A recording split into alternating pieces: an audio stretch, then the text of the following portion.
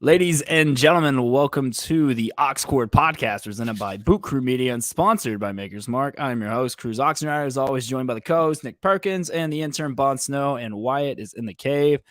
Week 3 of the NFL is done, and week 4 of college football is done, and we got some pretty interesting games to go over this week.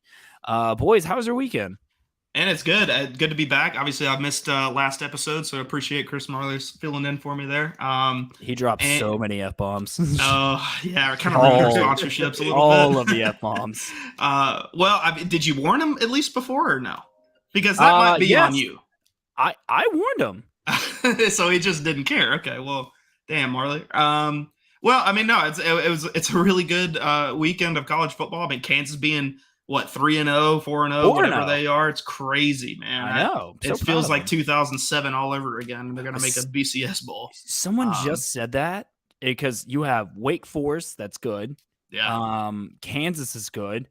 James Madison's undefeated. Like, what is happening in the world? It's a weird year of college football. I just hope all the upsets maybe stay away from Alabama. That's what I'm kind of hoping. Yes. And let's talk about Alabama's opponent this week, Arkansas versus Texas A&M. Wild game in Dallas. Wild. Came down to the wire. And Nick, this is why I am so glad Alabama found a good kicker because, man, I do not miss losing games because of field goal kicking. Arkansas about to go up 2 scores. I don't know what KJ Jefferson was doing. Dove over like he's Cam Newton. Ball comes out. Texas A&M recovers, running down the sideline, and then his own teammate strips the ball from him and goes all the way down. It was insane. It was like Ed Reed 2001 Miami Hurricanes, and I was like, what is happening? And then the game keeps going back and forth. Arkansas drives down the field, kick the game-winning field goal, most likely, and then doink right off the top of the field goal post. Yeah, I've never seen that before. And I was just like, are you kidding me? That A&M escaped again. I mean, unbelievable. Arkansas sick to their stomach. The game now with Alabama, Arkansas, I feel like it's lost a little bit of luster because they're not undefeated. Yeah. But Arkansas season is not done. A&M is surprisingly not done yet. I don't know how. You lose to Appalachian State in week 2 and you're still alive. Arkansas, they can, if they run the table and A&M loses a game, they still control their own destiny. I think, though, that they are going to play desperate this week against Alabama, but I want to stay on the Texas A&M game. This was probably the wildest finish, I think, of the day. Don't you think? No, I'd put Auburn, Missouri a little bit ahead of that one just because we had Thicker Kicker miss a 26-yard field goal to win it. There's Auburn Jesus just showed up like 4 times in that game. It was absolutely insane. But with A&M Arkansas, man, it's one of the that Arkansas was looking to run away with it. Like you said, they were up 2 scores. They were looking to go in for a third. You know, if they go up 21 points in that game, they probably run away with it. The decision of KJ Jefferson to dive for the goal line from 4 yards out over the line, I just don't understand. It reminded me of Josh Dobbs in like 2018 or 19 when they were playing Alabama, and it was Trayvon Diggs ran at 109 yards back around for a touchdown. You remember that? Oh, that wasn't Dobbs. That was oh my God. It starts with a G. Garantano. Thank you. Yeah, that was Garantano. Yeah. All those Tennessee quarterbacks blend in, man. They're all so mid, dude. They're all mid. It reminded me of that because it's just like how quickly the game can shift on its head momentum. It's all about momentum. And I mean, ever since then, it was just A&M's game to lose at that point. They were trying to every chance they were to try to give that game away, and A&M finally took advantage of the momentum, and they go on to win it. So. Yeah, no, I mean, it was a fantastic game back and forth. I mean, Arkansas should have won this game. I thought they were the better team. Several times. And I think, and honestly, I don't know if some of the play calling was questionable. I feel like Arkansas got sloppy. A&M just capitalized when it mattered the most. But Arkansas should have won this game. I like no doubt in my mind. I feel bad for that kicker. A&M is still alive. They are 100% still alive. So I know that most likely their national championship hopes are dead because you lose to Appalachian State, who just lost to James Madison, by the way. Not just a loss, but blew a 28-3 lead to James Madison. In their first most dangerous lead in football, 28-3. I swear to God it is. 28-3 is the most dangerous lead. But they control their SEC West destiny. Let me ask you a question with this. Yeah. One loss, and it's to App State, but you're the SEC champion. Somehow they beat Georgia in the SEC championship. They have to make it. I feel like you have to, right? You have to. I think you have to. Because a loss to App State right now isn't terrible, but it's not good either. I mean, they're 2-2. They've had some pretty good wins. But I would still take. I think if Alabama lost, let's just say Alabama loses A&M, and you're sitting with a one-loss A&M who lost to App State and a one-loss Alabama, but Alabama plays in the, like, let's just say like the SEC championship game, they make it. I mean, I feel like it's just gonna be tainted again. Like, like, you know how like after like we won the SEC West last year, it just kind of felt tainted because we lost to a very insignificant A&M team. Yeah, and I feel like it kind of felt like you weren't supposed to be there. Like if you go on the road and lose to a walk-on quarterback, it's kind of tough. But I mean, not this year. I feel very good about our chances. We'll be there. We are going to be. We'll be there. We're going to be in Tuscaloosa. I can't wait for that. But again, hats off to A&M. They did what they were supposed to do. I think that KJ Jefferson. What I saw the last 2 weeks from Arkansas is anyone can pass on them. Mm-hmm. Anyone can. And with the offensive explosion of Bryce Young last week, I feel really good about our chances here going forward. Now, A&M, I feel really good about our chances there too because they can't throw the ball worth crap. Max Johnson's not a good quarterback. However, though, they did lose their number one wide receiver as well. Smith, unfortunately, suffered an injury. I think he broke his leg, if I'm not mistaken, which I hate hearing that. But that's going to be a huge loss for them. So I'm going to be curious to see like how A&M can respond. But shout out to A&M. Their national championship and SEC championship hopes are still alive. Arkansas, their season is basically next week. They have to win or they're done. Yeah. All right, let's move on to the next game. And I got to say, Bama Vandy felt very good about this game. Vanderbilt is everyone's like SEC darling. They love them. They're the lovable nerds. But Bama goes in, joyless murder ball. I will say this, and might be a little dramatic, Nick, but Ja'Cory Brooks is wide receiver one. Oh no, I've been saying that for a while now. That dude just has like the X factor. And you think about like guys that just have that ooze that confidence. You know what I mean? Like everybody remembers him from coming in that Auburn game in the last drive, and catching that big third down pass, and then obviously the game tying touchdown to keep that game and put it into overtime. So to be a freshman and come into a hostile environment like that and perform the way he did, that shows that you've got like a little bit of swag, a little bit of X factor. We see guys like Devontae Smith. He comes in the national championship game, wins that one. All those freshman guys came in that game and won that one. If you think about all the Alabama great wide receivers, they all performed at a high level their freshman year. And I think Ja'Cory Brooks is just the next man up on that roster. I fully see him. Trayshawn Holden, to me, made a big stride this week. Seemed like Jermaine Burton maybe took it like some baby steps. How good is Gibbs? How good is Gibbs? He's Alvin Kamara. Of all the running backs that have come through Alabama, I would put him 1A, 1B with Derrick Henry. I think he's. I got to see a little more. I got to see a little more. But no, he's good. I mean, he's our leading receiver. He is Alvin Kamara. It's crazy. He's Alvin Kamara. He looks very good. He's smooth. He's fluid. He looks great. He's hard to tackle. So I think that's going to be a huge matchup in the Arkansas game next week going up against Bumper Pool and Drew Sanders. Because Arkansas, as much as they give up in passing yards, they make up for enforcing sacks.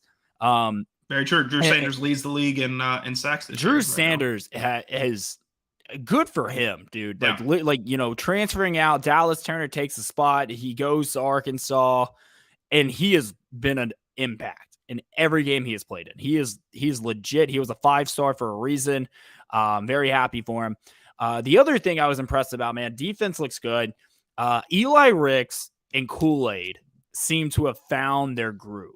Yeah. And I think Ricks is healthy now. He's got his confidence back. He had like one tacky PI that I don't really think should have been called. But I mean, he looks good. Defense looks great. Will Anderson forcing tackles for loss like it's nothing. D-line looks good. I feel very good about this 4-0 start.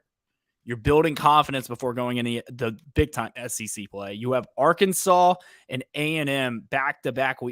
Is Arkansas, A&M, and then Tennessee, right? Tennessee, and then Mississippi State. So we have a 4-game stretch that is not easy because you're going up against a desperate Arkansas team, a desperate A&M team that's already beaten you, that beat you last year and feels like they can beat you again.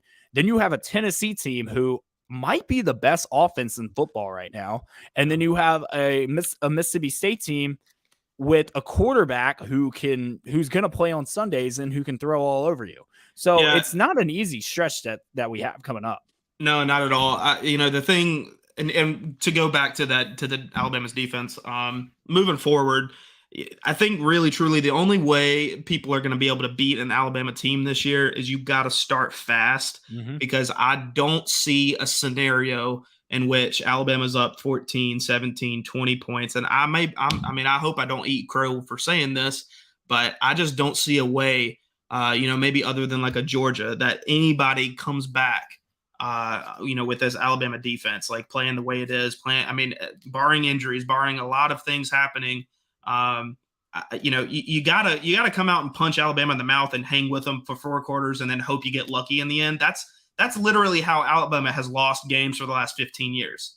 You got to punch them in the mouth, hang with them for 4 quarters, and get lucky in the end. That's literally all it is to beat them. It's true. And so if Alabama comes out, scores in their first drive, and you go 3 and out, you might as well pack it in because that game is over at that point. So I'm curious to see how Arkansas will respond this week. I think they will come out and I think Sam Pittman and they are going to throw the trick play bag at us like they did last year. I mean, fake field goals, double pass, reverses. There's no Treylon Burks in this game this year, thank God. But I mean, a guy like KJ Jefferson can cause this defense some trouble. I think Will Anderson and Dallas Turner are going to have to do their best to contain him. I think they will. So I'm looking forward to that game. Bond, you were at the game. What did you like about it? It was just cool to be back in Bryant-Denny for a night game. Anyways, Texas A&M is going to be a lot of fun. Can't wait to be there. Yeah, it's going to be that game is going to be a lot of fun to go to. You talk about a college football environment that's going to be just fun to be in, whether you're an Alabama or A&M fan or you're just neutral. That's going to be a fun place to be on Saturday People night. will be jealous of your Instagram stories if you're at that. Oh, yeah. No, people will be DMing you, no doubt. So if you're trying to get a DM from a girl, just post that at the game. No kidding. Hey, yo. No, I'm serious, man. You'll get you ain't wrong, man. The DMs will be flooding that night. Okay, Nick. All right, calm down, bud. All right, we'll see you. I cut you off. I'm sorry. Let them know. No, you're good. Though. It was just joyless murder ball. So it was another Saturday. I cashed my first half spread, by the way. But I'm the only one that cashed the best bet of last week. So I pushed, so I'm okay with that. Yeah, it's like kissing your sister. But Bond and Wyatt. How dare you? So yeah, USC kind of screwed the pooch last weekend. Yeah.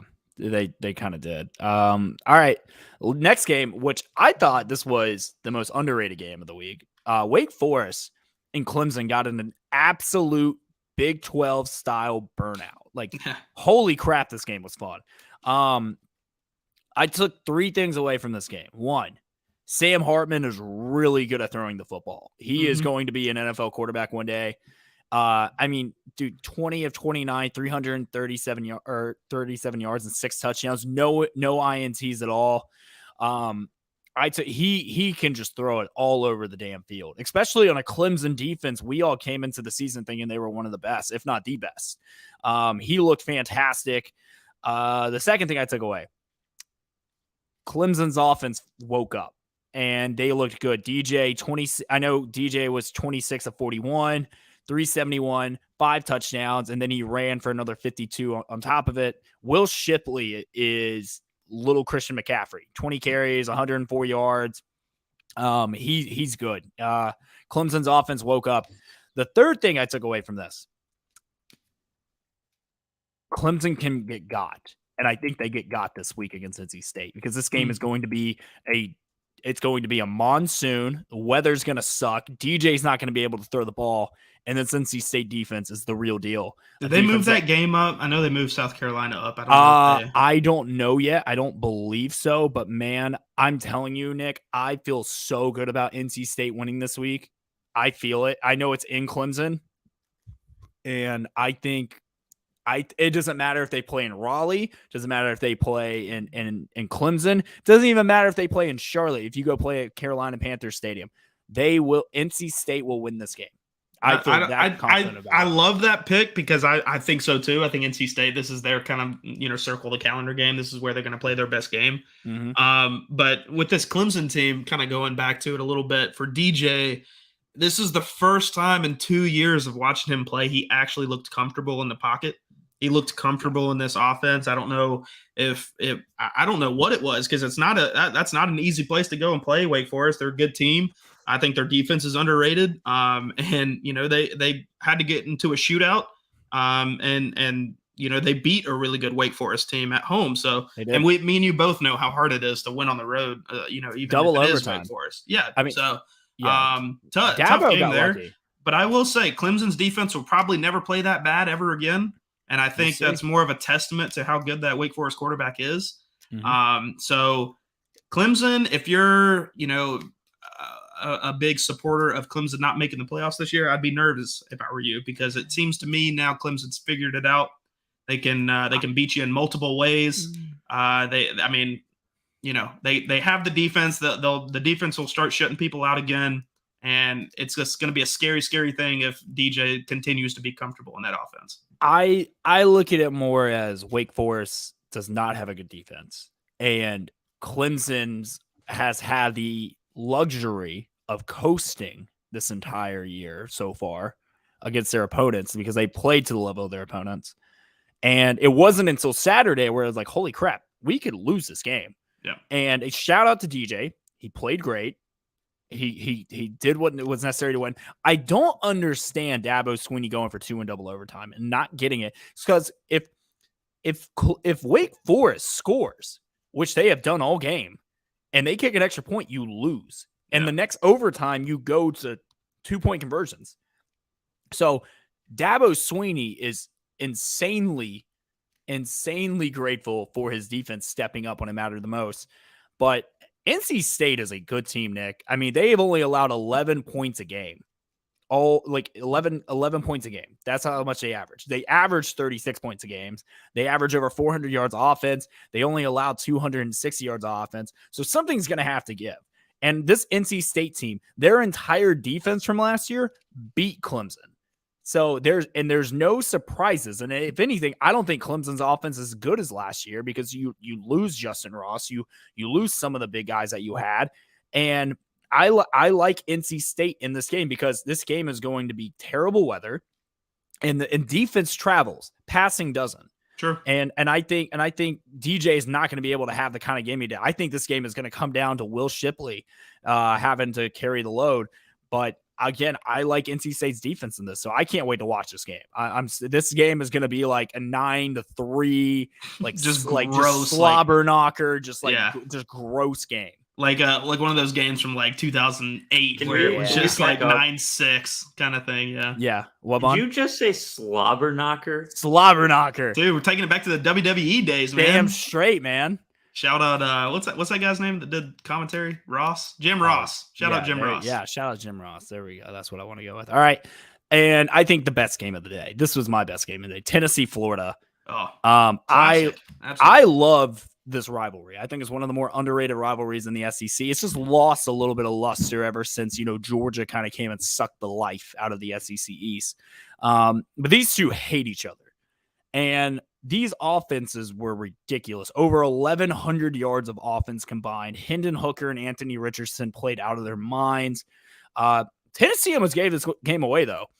Florida had to recover an onside kick, and they got a shot at a Hail Mary. If Anthony Richardson doesn't get tackled throwing that ball is making it to the end zone. And Florida has won on the Hail Mary in this game before. True. So anything could happen. But Tennessee got it done. Hendon Hooker might be the best college quarterback this season so far. He has played out of his mind in every game. He's leading this team. He's doing it without his best player in Cedric Tillman right now. And I know their defense gives up a lot of points, but the beauty of it is he can score more than your team's offense. And they got some tests coming up. They have Georgia, they have Alabama, they have LSU. They have some tough games coming up. Like, these games are not going to be easy. Like Florida got sloppy, and they kind of gave this game away in a few cases. Like, I thought that there were some cases like Anthony Richardson got a little too careless with the ball. The Florida defense just got tired being on the field that much.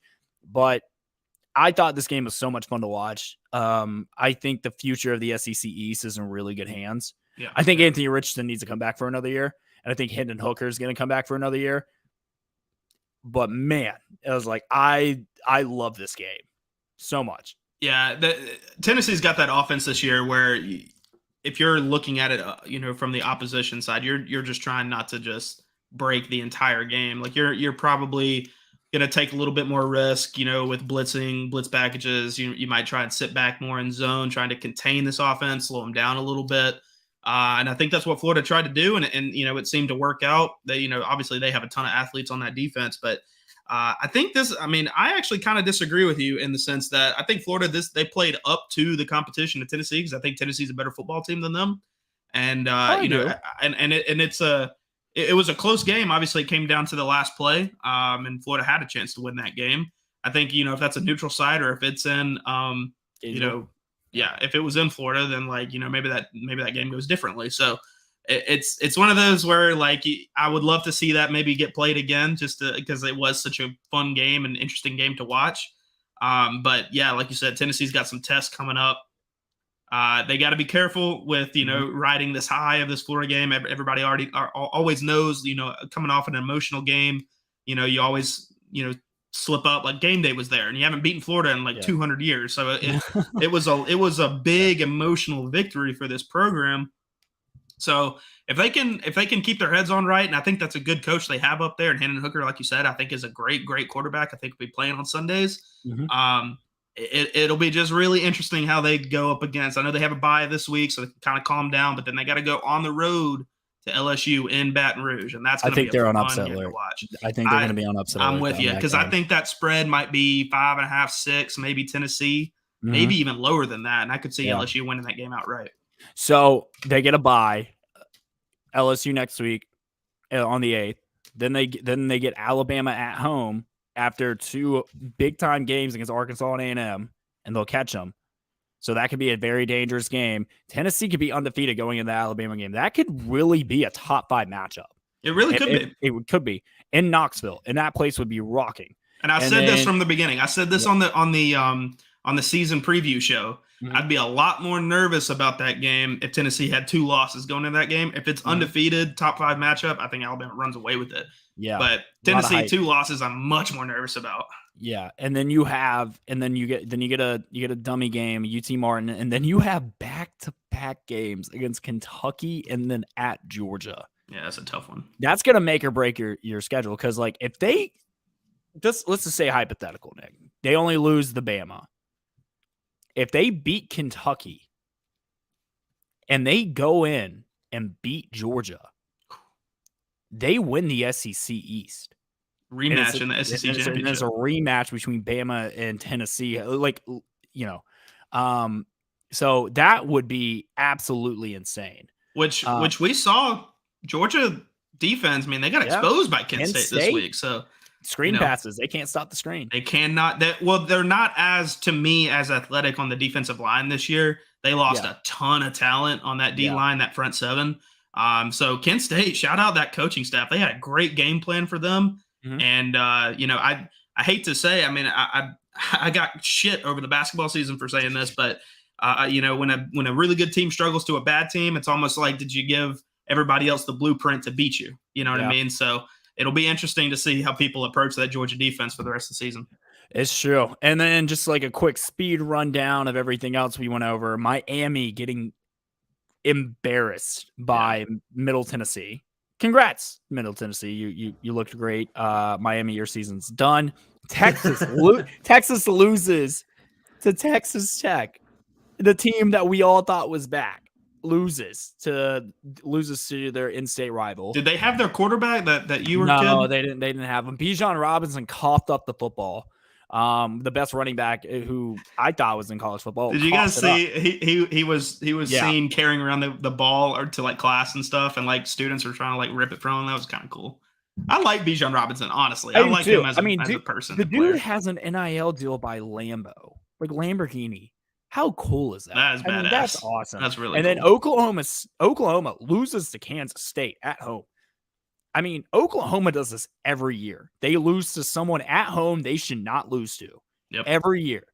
And then unbelievable. I mean, it was like, all right, the week before we were like, oh man, is Oklahoma just as good, if not better? And then you go back and then they get upset by Kansas State, and it just looks like, all right, same old Oklahoma. Nothing ever changes. They'll be 10-2, 11-1. Maybe make the playoff, maybe not. You know, I mean, that's going to be the nature of Oklahoma's program forever. Yeah, just make a Sugar Bowl, call it a day. Right. And then it was just kind of a typical week in college football. Not too many crazy upsets. I thought the biggest one of the week was obviously Middle Tennessee State. One game I do have to point out before we move on to the NFL. Minnesota is really good. Dude. My God. Sneaky. Dude, we know this is a pro Mel Tucker podcast. This and always will be. But holy shit, did Michigan State get their ass kicked? Yeah. I mean boat race. That game was never close. Never close to begin with. I mean, God. I mean, we were like all on the money about, Michigan, Maryland being close. But 34-7 at home. Yeah. And it probably should have been worse than that. Should have been worse. Tanner Morgan is a really good quarterback for Minnesota. By the way, the over hit for Iowa Rutgers. I was pretty happy about that. Yeah, I hammered the under on that one, so that one made me really sad. So that one sucked. What did you use the bet? DraftKings, of course. The best sports book on the internet. That's right. The NFL action is in full swing at the DraftKings Sportsbook, an official sports betting partner of the NFL. We're talking touchdowns, big plays, and even bigger wins. New customers can bet just $5 on any NFL team to win and get $200 in free bets. That's 1 and 2. Download the DraftKings Sportsbook app now. Use promo code BOOT, that's BOOT, to get $200 in free bets. If your team wins when you place a $5 bet on any football game, that's code BOOT, BOOT, only at DraftKings Sportsbook, an official sponsor of the Oxcord podcast. Here's a pro tip for the only guy that's positive on best bets. Don't ever bet on the New Orleans Saints. 0-3 against the spread. Dog shit team. Let's just get into it. Let's rip the Band-Aid off. Let's just get into it. So the New Orleans Saints travel to Carolina this week, and Nick, my morale is just very low. I mean, it's through the floor for you, but I was texting you during this game. This is a tough one. This game was just... Our friendship was on the line during this game, a little bit. There were a few things I took away from the game. One, Chris Olave is a really good wide receiver, and he's got a bright future ahead of him. Could be offensive rookie of the year, to be honest. He's right now tied for first place odds, which I'm pretty happy about. Two, the New Orleans Saints defense is really good when they don't have to be on the field the majority of the game. Yep. And three, Jameis Winston is either really hurt or he's really bad. And this season right now is on the line because we're going to London, and I will be there. I'm pretty excited about it. We'll touch on that in a little bit. But if they come out and they just get blown out by the Vikings, they're 1-3. and you're 0-2 in the division already, or 1-2. I'm sorry, in the division. You play 3 straight division games, and then you're getting ready to go and play.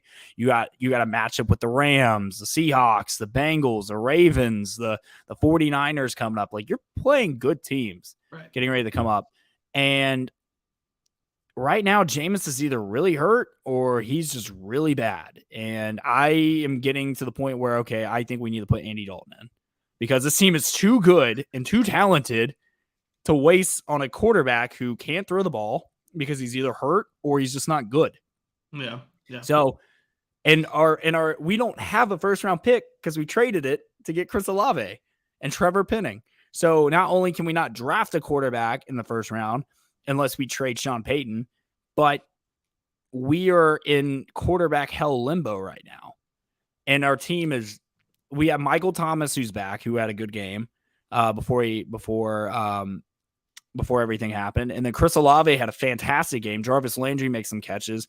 Alvin Kamara, he's probably no show, man. It's been killing me. Well, it's because the reason why, Nick, is that he is a dump it off kind of guy where it's like, hey, dump it off to him and he'll pick you up 8 yards. Like, but Right. Jameis is like not throwing it to him, and they're not utilizing him. And look, the first run of the game, Nick, Alvin takes it for like 21 yards because they ran to the outside and he's fast and he's good. And I was like, oh my God, like, this is fantastic. And then for whatever reason, they kept running him inside because they think he's Derrick Henry. He's not. Bounce it out to the outside, throw screens to him. But like, it was just a rough game to watch. Baker Mayfield was very mid, but he got a touchdown counted for him because PJ Williams and Tyrann Mathieu whiffed on a tackle, and the guy breaks it like 60 something yards. This defense is too good a waste on an offense this bad, because this defense is legit, but this offense is, Nick, I don't know how, but we're worse than last year. Yeah. And we have Michael Thomas, and we have Jarvis Landry, and we have Chris Olave. On paper, you have the best wide receiving core in the league right now. I would say so. And Jameis Winston is like, I know Jameis stats were decent, like yards wise, but a lot of those were garbage time yards. Oh yeah. People are like, oh, but he threw for this many yards. Like, are you kidding me? We were down how many scores before Carolina started playing safe? And then just stupid interceptions. Like, it's my fault for buying into the hype like I did. It is. But I did have a question to ask you. Yeah, go ahead, ask. Do you remember who your comeback player of the year was? It was Jameis Winston. And right now, I think it's Michael Thomas. Michael Thomas has been decent since he's been back. I think this was, and he scored a touchdown every game except this game. Like, he's got Mariota might be the comeback player of the year. Marcus Mariota is he's good. Like, he's good. Serviceable. That's the thing. He's like, I would take Marcus. He's played Mariota above what I thought he was capable of. I would take Marcus Mariota on my team right now. You know what Marcus Mariota plays like right now, and like, I think, and this is kind of maybe going into a little bit of like a cringe factor or whatever, but it looks like he plays like he gives a shit. You know how he does give a there shit are some quarterbacks. There are some quarterbacks out there that, that they won't really, it looks like they're going through the motions out there first and second quarter. That dude is putting his head down, trucking people in the first quarter, first drive. Like, he is playing his heart out. And I think that's part of the reason why Atlanta has probably exceeded expectations this year and we don't have to transition yet if you want to keep talking about the Saints, but I feel like that's really the reason Atlanta Falcons has exceeded expectations this year, is because he has played that way. I would say that if Atlanta and New Orleans played again today, the Falcons would beat New Orleans. They should. I mean, the Saints are a Falcons collapse away from being 0-3 going into the London game. And now you're going into territory where it's like, was Dennis Allen the wrong hire and was Jameis Winston the wrong quarterback? If you start out this way, because this team had legitimate playoff hopes. Like, I didn't think we would win a Super Bowl. I didn't think we'd make the NFC Championship. I wanted to win a wild card game to make the divisional round. I would have been very happy with that. Right now, I would be happy if we make the wild card, because our offense can't do anything except in garbage time. And that is 100% true. Or we're playing desperate. But let's transition. They're a mess. Falcons looked, I got to say, they played a dog shit Seahawks team, but I mean, for some reason, our defense made Geno Smith look like the second coming of Tom Brady. Dude, But 325 in yeah, 2 touchdowns. Yeah, I mean, he was playing out of his mind. I don't think Geno Smith is honestly that bad. Would you take Geno Smith over Jameis Winston right now? A healthy Geno Smith over a hurt Jameis Winston? Yes, I would. Okay, yeah. When both healthy, I think you I would stay take with Jameis. Yeah, I agree. But I mean, no, like Falcons did play really well. I think the defense is. I mean, we actually have a pass rush, which is kind of crazy. Haven't had that in many years. Yeah. Probably since 2017 was the last time we actually had a semi-decent pass rush. So it was good, man. I got really nothing else to say. Cordell Patterson is somehow turning back the clock, playing like he's 24 years old. Yeah, he's really good. He had a great highlight of jumping over like 2 Seahawks defenders to pretty much seal the game, which was really fun to watch. And I don't know, man, it's a fun team to watch. They're spicy. They're not good. I wouldn't say they're good fun. per se. They're fun to watch. They're entertaining. They're fun to watch for sure. You guys finally remembered you have Kyle Pitts on your team. 5 catches, Thank 87 God. yards. Thank Yeah. God. Also, can we touch on Drake London is really good. Baller. Dude, really good. I mean, I know he only had 3 catches, but 54 yards and he caught a 30-yard bomb and then he had a touchdown. I mean, he's good. And you're looking at it because we were making fun of that pick, but now it's like, okay, maybe Drake London was the right pick for it. Look, there's a reason I don't get paid money to draft for NFL teams, and it's for that reason right there. I thought that was a bad pick. I thought, he was going to be a bust, and then second coming, looking at it, it's like, okay, we're trying to build an identity of being these like really big, staunch, wide receivers that can go up and get balls and stuff, and it's been working, man. I mean, like right across the middle, it's Kyle Pitts and Drake London. I mean, and then you got Cordell Patterson in the run game, so.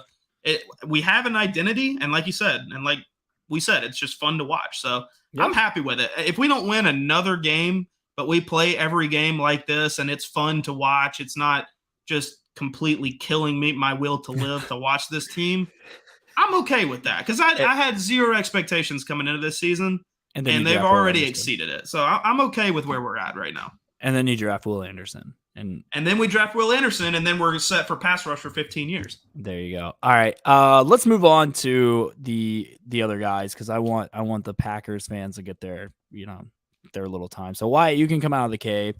I have a question for the Packers people. Yeah, go ahead. I'll let you take it. Why is it every single time you guys like mess up, fumble, like the Aaron Jones fumble or something? I think it was Aaron Jones that fumbled. Yeah. Y'all fall apart, man. You just like forget who you are. You're up like what, 2 scores at that point, about to score another one. Aaron Jones fumbles, and then you just act like the Falcons the rest of the game. This game sucked, by the way. This game was not fun to watch. No. Aaron Rodgers, I don't think is that good, to be honest. I just think they're both old. I think age is finally starting to show. Bond, do you want to take it? You can start. They're speechless right now. That's how. All right. Look here. We have gone since 2011 with Aaron Rodgers carrying this team. Colin Cowherd said it about Patrick Mahomes. Screw defense. You've got a quarterback that keeps you in every fight you will ever be in. And what have we witnessed since 2011? The Packers have not made another Super Bowl. They've lost the NFC championships.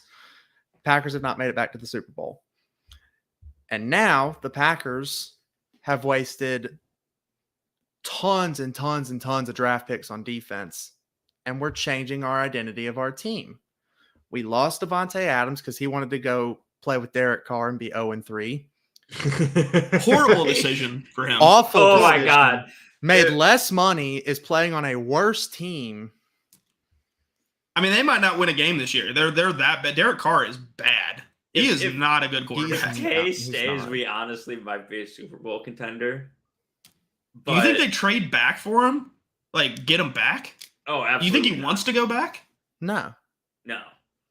He made his bed. He can lie in it. The thing with the Packers trading Devontae Adams is they had to look at this, and you either have arguably the best receiver in the game at that time. The stats are not currently backing it up this season. Or you have an all-pro middle linebacker, cornerback that saved your secondary last year after Jair Alexander went down. You get defensive line help for Kenny Clark. you get 2 first-round draft picks, then you draft the athletic freak Quay Walker and Won the game for you. Yeah, won the really game won, for us, and one of the behemoths out of Georgia with Devontae Wyatt. Mhm. And you get 2 rookie wide receivers, who one of them led you in receiving this past week. That's fair. I think I caught a lot of heat for this on Twitter. As a team as a whole, the Packers are better without Devontae Adams because you upgrade so many other positions with the same money you would have had to pay Devontae. No Rasul Douglas, no Quay Walker, no Devondre Campbell, no Christian Watson, no Romeo Dobbs. Packers Romeo are Dobbs had I a don't great hate game, by that. the way. Romeo Yeah. Dobbs led us in Hey, I targets told and y'all. receptions At the start, and receiving yards. Romeo Dobbs is going to be Offensive Rookie of the Year. He's not. Nah, he won't be, but he's Chris really, Olave really will. good. He's Chris Olave really, really Chris good. Olave or Drake London, probably. No kidding. Like, those are probably the 2 most outstanding rookies so far. And the reason why I think, and don't get me wrong, I think Romeo Dobbs is really good, and he's gonna, and I think he's gonna be able to put up some big numbers.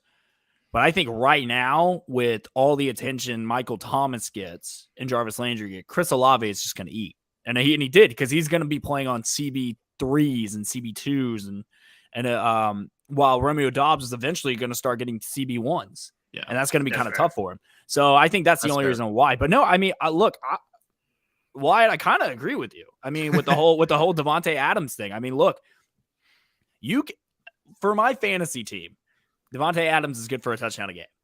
But Yes. for the Raiders' actual team, this is a disaster, and they're getting ready to blow it up. Like, I thought the Saints offense was inconsistent. Holy shit. The Raiders are like, how do you have Josh Jacobs, Hunter Renfrow, Darren Waller, Devontae Adams, and an offensive line like that, and you still can't win games? No, it's No. just Derek Carr. I don't know. I mean, I watched the tail end of that Oakland Raider game where it was like he had like 6 or 7 throws to the end zone and just could not get it done. Like, He's not good. I mean, you give that opportunity to any other quarterback, maybe other than Justin Fields, because that dude might be the worst starting quarterback in the NFL. I think that's a little bit more a situation than his. I think he's that bad. dude. Justin You think Fields he's has that completed- bad? He is- he's Dude, did completed- you see some of those throws he made last week? I did, but Look like me out there. Yeah, He has completed 23 passes through 3 weeks. Yeah, that's pretty 23. bad. It's real bad. He also Granted, doesn't have he's not anyone to throwing throw that to. many. He doesn't There have are- anyone to throw to. There are 5 wide No, receivers you're right, in he the doesn't. NFL who have more receiving yards than the Bears wide receiver room as a whole. As a whole, I did see that. That was crazy. I saw Yeah. that tweet. That was No, awesome. I mean, look, it's not great in Chicago. I think honestly, I think Justin Fields will have more success on his second team. He just needs to get the hell out of Chicago, because I think they're a mess. I think that whole team is a mess. I think that their week 1 win against the Niners was due to terrible weather and Trey Lance not being a good quarterback. But I know the stats don't look great for Justin Fields, but we saw what he did in college. He's good. Sometimes that doesn't transfer, though. I mean, How did the Dwayne NFL's Haskins a different look in game. college? Okay, no, Justin Fields is way above Dwayne Haskins. But look at this pattern. Though. No, I Ohio mean, State dude, quarterbacks. look Ohio at- State quarterbacks are not producing. in the Dwayne NFL. Haskins, RIP, could not. Yeah, I mean, he couldn't get it going either. But I mean, like the other side of that though is like you look at Justin Fields' athleticism. I think he's way more athletic than Dwayne Haskins was. Like you said, like that's a tough situation, obviously, and obviously you don't want to speak ill of someone that's passed, but like. Yeah. I think, I mean, you're right. Ohio State quarterbacks, they for some reason just can't make it work for some reason. But I think you put like Justin Fields maybe in like Arizona's offense or maybe even like Atlanta's offense, and he's probably a little bit better. I would take Justin Fields over Jameis Winston right now. 100% wouldn't even think twice about it. Healthy, both healthy? Healthy. Wow. I Dude, don't know I about don't that. I That's don't a think little that's a hot- I don't spicy. think I that's don't a know hot about take. that one. No, I really don't. I 100% would. The reason why is because I think that the lack of coaching, the lack of talent, the indoor facility, and not having to play in that crazy wind that is Chicago and those elements, Sure. And I think he has a good defense around him, whereas he doesn't have to go out and win you the games all the time. So I think a lot of his situation. That's why I really feel like he will be better in his second stint. Just like our boy Mac Jones, which everyone knows we are a pro Mac Jones podcast, suffered a really bad injury. I thought he broke his leg. Well, the way he was acting, it looked like he shattered his femur or something. I thought he broke his leg. Thank God it was only a severe high ankle sprain. I mean, obviously that's not great. Which I have heard people say like those sometimes hurt worse than a full on break because they and they're tougher to get over. And I think have you seen like kind of the news that's come out about that as far as like New England wants him back in 6 weeks, Mac wants to come back in 8 or 10, like, and they're kind of going back and forth about it. I mean, if I'm Mac Jones, and I think we even tweeted both tweeted this out. I mean, like if I'm Mac Jones, I'm requesting a trade, man. Like that team blew up that offensive line, didn't get him any weapons, gave him zero help in the offseason, and then now he's gone down with an injury in week 3. It's like, I mean, what can you? I mean, what do you do? What do you do? And maybe Mac Jones finds himself in New Orleans. How about that? That'd be kind of crazy. I would love that actually. Shout out Wyatt, who actually came up with that. That would actually be insane. No, I think that would be fantastic. I just don't think it's going to happen. But I mean, that's just me. But you guys don't have any draft capital to even get him, anyways. No, I know. Thank you for reminding Mac me. Jones to the Packers lives on. I hate you so much. All right, but no, I mean, obviously, we hope Mac has a speedy recovery and yeah, man, that was brutal to watch, especially the pictures and the videos and. Yeah, we hate seeing that. We hate seeing anyone get hurt, really. Right, of course. All right, let's talk about Mac's teammate though, Tua Tagovailoa. The Miami Dolphins are 3-0 and just beat everyone's Super Bowl favorite. Well, that is a beat thing. Everyone's Super Bowl favorites practice team, but yeah. So I mean, still counts. Still in the record books. They had like 12 starters out with injuries. They did, but.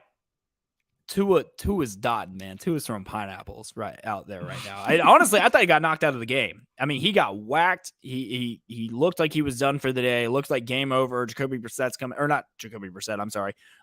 Is it Teddy Bridgewater? Teddy Two Gloves. My boy Teddy. Teddy was going to come in, and Tua came back and played great. Jalen Waddle had a huge catch towards the end of the game.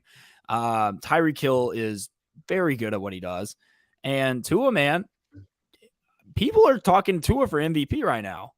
And crazy what happens when you listen to us and say that his receivers are the problem.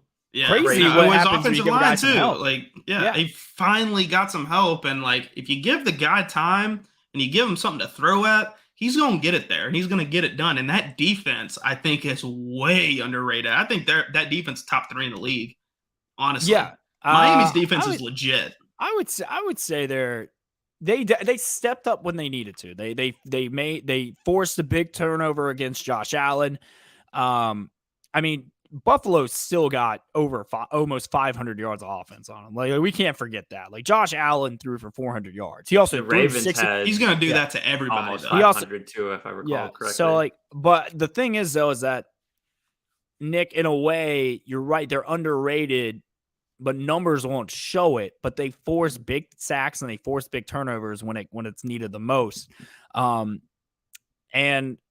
I will say this: if Miami keeps playing like this, you're not going to have to go to Buffalo for a playoff game.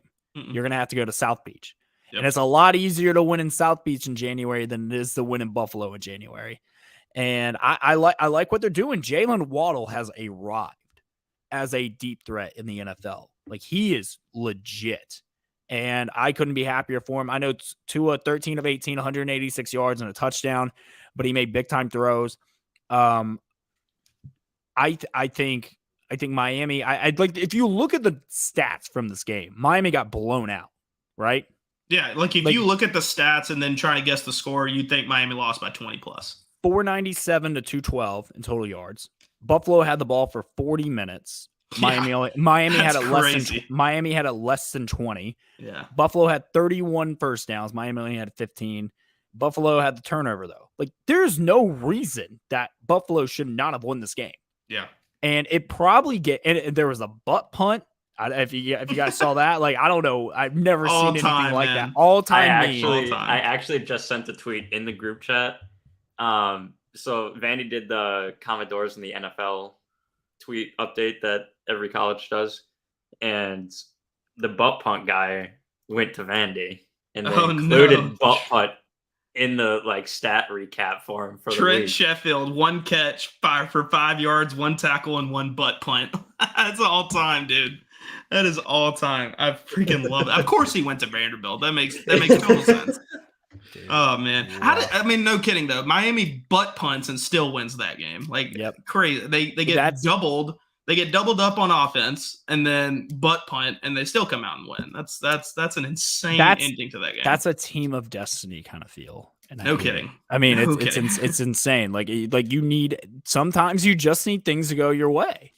Well, and everything just seemed to really go Miami's way this time. That's true. Now the question is, can they keep it up? Because Miami's still, like, they have to go play Joe Burrow next, and then they go to New York. I wish I was actually going to go to that game because I would go to that game, but I'm going to be in Tuscaloosa. Then they get the Vikings, they get the Steelers, at the Lions, at the Bears. Like, their schedule's not too difficult. Now, it gets hard towards the end. Like, once they get to December, Nick, is when it gets hard because they go to San Francisco, which defensively they're really good. Jimmy Garoppolo is not a good quarterback. I think their play calling is the issue there. I think Jimmy G is a lot better than what he's performed. But I don't know. He Dan Orlovsky ran out the back of the end zone. That's true. That is true. I've never seen someone run out the back of the end zone and still throw a pick six. That was oh my god, he got lucky. He got so lucky. He's so lucky that he ran out the back of the end zone. I mean, they still lost, but still. Then you're at Chargers. So you go to San Fran, then you go to LA. Then you have to go at Buffalo. So you get 3 straight away games. And then you're at Buffalo in December. That's going to be cold. And then Green Bay comes to you on Christmas Day. And then you wrap up the season with 2 division rivals at New England on New Year's Day. And then the Jets on the 8th. And I'm sorry, the Packers is on Christmas Day, not New Year's Day. So that'll be a fun little Christmas present for everyone. And I mean, look, they can legit win this division right now because they have a 1-game lead over the Patriots and the Bills. And I mean, right now, I like this Miami Dolphins team. Yeah, I mean, they're a very, very solid team, but I think we would be remiss to not talk about the other 3-0 team in the NFL. Philadelphia Eagles 3-0 with Jalen Hurts at quarterback. Who saw that good. coming? I didn't. The Eagles are good. Jalen Hurts has developed so much as a passer. It's insane. It is honestly night and day different. I am gonna go on record right now and say I was dead wrong about Jalen Hurts as a quarterback. I will eat crow. He is fantastic. Who in this podcast said he wasn't an NFL quarterback? I did. Yeah. I didn't think you could win a championship with him. I said he might win it this year. I said he's good and he's a good game manager, but I didn't think he is developed as a passer enough to win you a championship. I am an idiot. I am very dumb for saying that because Nick, he is so good. I mean, the throws he was making. I don't think you're that dumb for saying that because it is legitimately night and day. You go watch his week 16 game last year and then compare it to last week or even the week before. It is nuts. I don't know what happened in the offseason, but that is right. That is not the same dude that left the season last year. Not at all. Like Devontae Smith has arrived as well now. 8 catches, 169 yards and a touchdown. A.J. Brown's real deal. Miles Sanders is good. Jalen Hurts is good. I mean, this Eagles team. Plus their defense. Their defense is legit. I mean, they made Carson Wentz look awful, which is saying something. Well, but I mean, he is awful though. This Eagles team is good. And I got to give props. I did not think they would be one of the best teams in the NFL 3 weeks into the season, but Philadelphia is a wagon, and they might win the NFC. At the way they're playing right now, I could see them representing the Super Bowl. Who else is gonna beat them? I don't know how you keep up with them. I have no idea. I don't want to play this team, and unfortunately, the Saints have to play this team. I don't want to play them. I think it's on New Year's Day, and I was like, Ugh. great. So we're gonna get our ass kicked in Philly to start the new year off. That's fantastic. great way to. What just sucks is that those scumbag Philly fans get to enjoy a really, really good football team, and they're going to be good, by the way, for a really, really long time. And you touched on it earlier because they have 2 first-round draft picks next year. They have 2 second-round draft picks the year following, and I believe they're $34 million under the cap right now. And they're a super young team. Bro, and they 34 got Jordan million. Davis. They can go out there and still sign a crazy good middle linebacker. Odell Beckham. They can go get Odell. They can go get OBJ. I wouldn't, because I wouldn't do anything to mess with that offense right now. Yeah. But go and get a stud, legendary, defensive end for a pass rush or something like that. Go get Sue. Go get Ndamukong Suh. He's still out there. This team is crazy if they do that. And you know what the best part is, Nick? But it's not the best part for me. They get the Saints first round draft pick right now, which is a top 10 pick right now. Right. Which obviously the more the Saints lose, the better it's going to be. Yeah. Oh my God, dude. They can go can you imagine? Okay, think about it. Can you imagine they trade up and get Will Anderson? Well, no, I was going to say, what if they don't have to trade up and get Will Anderson? What if the Saints just the Saints suck? go What if the Saints just go 16? If the Saints go 1-16, do we need to put you in a mental institution for suicide watch or something? No, not at all. Because okay. Here's the thing, Nick, is that when the Saints are bad, Alabama's good.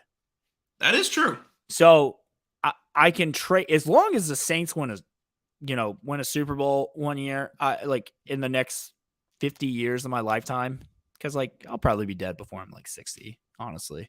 But if they at least win between that, I'll be happy. But I'm okay with just Alabama being my source of happiness when it comes to football. I'm okay with that. Would you trade the Saints being the worst team in the NFL for 40 years if it meant that Alabama was this good until you died? Yes. I think I'd have to. I would make that trade. I would take us being the Cleveland Browns, the new Cleveland Browns, for another 40 years of dominance in college football. Love it. I love it. And that's love.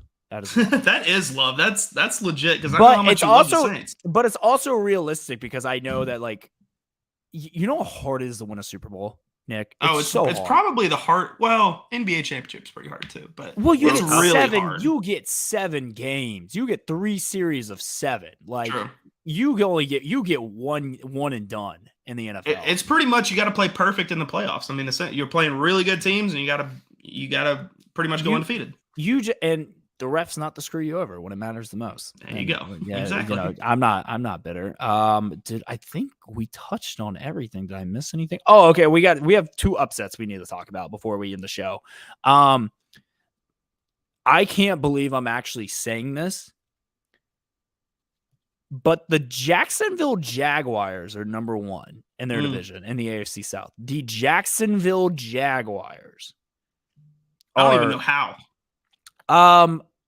Trevor Lawrence, I guess, finally waking up. I think Doug Peterson realized that, hey, I can probably do something with this Trevor Lawrence kid, and James Robinson is a really good running back, and I should probably hand him the ball. And he basically did the opposite of what Urban Meyer would do. And they're winning games. They won 2 in a row. Very happy for him. And I don't know how long it's going to continue, because I think the world will burn to the ground if the Jacksonville Jaguars make it to the playoffs. But hey, no. We don't forget our man Blake Bortles. But this is different. The boat's not here anymore. So let's take a look at their schedule. So they actually, okay, that's probably going to come to an end this week. They play the Eagles at Philly. So that's probably going to. Doug Peterson's going home to Philly. Yeah. Ooh, actually. That's got some no. What's the line on that story? Right now the line is Philly -6.5. I know. Give me the Wiggles. No, give me the. I'll take that all day. You're taking Saxonville? What? No, God no. Oh yeah, no. I was saying, give me the Wiggles. I want the Eagles. I'm going on to that 6.5. All right. Their schedule coming up. They can win some games. So after the Eagles, they get 2 back-to-back division games against the Texans and the Colts, a team they just beat. Yeah. Then you get the Giants, who I think are just a huge head case. You get Broncos country, let's ride in Denver. It was 2-1 somehow. And I don't know how, but they play in London, which the Jags never lose in London. Then you get Vegas, winless. At Kansas City, probably lost. Ravens, loss. At Lions, I'll give them a win. At Tennessee, flip them. Cowboys, I mean, Cooper Rush, good for them. Jags can make a wild card spot. I can With see that it. schedule, I mean, like with the way they started and the way Trevor Lawrence is playing right now, you're hard pressed not to believe that they'll continue this trend at least a little bit. I don't think they win against the Eagles, but I mean, if they keep playing the way they do, it's hard to imagine they're not like an 8 or 9 win team this year, 10 win team maybe this year. Yeah. Yeah. Oh, 10 wins is 10 wins is a stretch. I'll give them 9. How about 9? Yeah, I think 9's fair. And then the other one that I think that everyone was just like, and I'll use our one F-bomb for the show. What the fuck? Was the Colts beating the Kansas City Chiefs? Dude, what? Patrick Mahomes almost went all the way down the field in 27 seconds, though. Oh, he did. 100%. But he almost also fought Eric Bieniemy on the field at halftime. Those two do not like each other. They don't, dude. All. They hate each other. So I Nick, because you know how high I am on Eric Bieniemy. And I have this crazy conspiracy theory that when Andy Reid leaves, Eric Bieniemy is going to take over for them. I don't think Patrick Mahomes is going to let that happen. Yeah. I think these two do not like each other at all. But Kansas City has a big game at Tampa Bay on Sunday night. I don't know if that game's going to get moved due to the hurricane. There's rumors now that the game actually might be played in New Orleans since the Saints will be in London. And I don't know if that's going to be, I don't know if that's going to happen, but that's going to be a big time. Like, what if I could see a lot of Saints fans going to this game to just hate on the Bucs because we're just the pettiest people. Yeah, that's true. But that's pretty much it. I will be in London this weekend. Very excited about that. Can't wait. I leave Thursday, and I'm doing a few fun things, Nick. I'm going to my first soccer game, which will be fun. I'm going to a Chelsea Newcastle game. It'll be a fun one to watch. You'll get to watch. You'll get to watch a lot of really, really good talent for that Chelsea team. They just won the Premier League a couple years ago. So, all right, I'm just gonna ask Nick because this is what we do. We're bros. What do I wear? Because I have no idea. To that game? Yeah, because the last thing I want to do is get jumped for wearing the wrong colors. Well, I mean, like for that, I mean, you're never gonna go wrong just wearing like a Chelsea blue or something like that. But okay. I mean, yeah, no, I mean Chelsea has some crazy fans, let me say. Just like so don't we're sitting in a like non-fan crazy fan area. Okay. So you're not in like the supporter section or whatever. No, I was like nuts. I don't know enough about it. But I recently just like rewatched Ted Lasso, so I'm like really excited. Like I actually I'm ready to like download FIFA right now. To prepare yourself, which Ted Lasso is in FIFA, which is awesome. One of the best things EA probably has ever done with the FIFA game is putting that team in there. But what I will say is I think you've been to a lot of really cool games, a lot of really memorable games. This will be your best athletic sporting event atmosphere you've ever been in. That's a bold claim. There's nothing like going to a Premier League game, man. People like they go nuts. Okay. Nuts. I mean, the best fans in the world, and then it's like 60,000 of them. You know what I mean? And it's like, because like you go to a Saints game, great fans. New Orleans Saints have great fan base. But there might be like only a few parts of the stadium that really get rowdy. Other people are kind of like there just to watch, whatever. It is 60,000 strong that are screaming their head off. Like they live for this. This is their life. You know what I mean? No, I'm excited. It'll be fun. It'll be a really, really good experience. I'm jealous. I wish I could go over there and experience that. But I'm happy you are. So it'll be fun whenever you get back. We can talk about it. Yeah, and then because I want that to be fun because then the next day I have to watch the Saints play football. and in person. It'll be a great again. trip if the Saints go over there and get a win, though. If they win, I'll be very happy. But after We'll all what be I've rooting seen, for I you. don't know. Justin Jefferson's been kind of useless the last 2 weeks. Marshawn Lattimore is playing. Kirk at an all-time Cousins level. is dog shit. He is a bad quarterback. All right. Well, let's wrap up on that. We'll be back later in the week with another episode. You can find me online at The Real Crew Zox on Instagram and Twitter. Make sure you follow Boot Crew Media and the Ox Cord Podcast on all socials. Oh, also, make sure you download the DraftKings Sportsbook app as well. There you go. Best sports book out there. Mm-hmm. Drop a follow at InPerkins96. The race is over. I have retaken the lead over the Oxcord Pod. So let Wyatt come in here and talk his shit, but let him just be sure and go and at his personal Twitter and tell him that he's a loser for losing to me. So Bond, let him know what you got. You can follow me on Twitter at @BondSnow_, and of course follow the Oxcord Podcast on TikTok at Oxcord Podcast. I think, yeah, I should probably know that by now. You guys can follow me online at FultonW_. Follow at the Oxcord Pod. We are trying to retake the lead from It Nick is close. Perkins. It is It close. is I will tight. say. It is It'll- tight. Yeah. If someone would quit buying Twitter followers, it'd be a lot, it'd be a lot better. Okay, Wyatt. Okay. Whoever All right. I'm going to start reporting every single one of your tweets. Whoever gets his account banned, I'm giving you $50. Whoa. Okay, all right. I take back what I said. I take back. The whole Don't- show. Have you just been holding Uno cards? Yeah, dude, I shuffle cards while I'm talking. Helps me think. I just shuffle them. All right, bro. Weird I've flex. done it for the last 2 years of doing this show. I've had these cards forever. All right, Wyatt, wrap the show up. It's getting weird. Yeah, just at the Oxcord Pod. Don't follow Nick because he's just sitting here shuffling cards. Oh my god. Well, that was a good way to end the show, boys. That We was love a lot you of fun. guys. Yeah, I love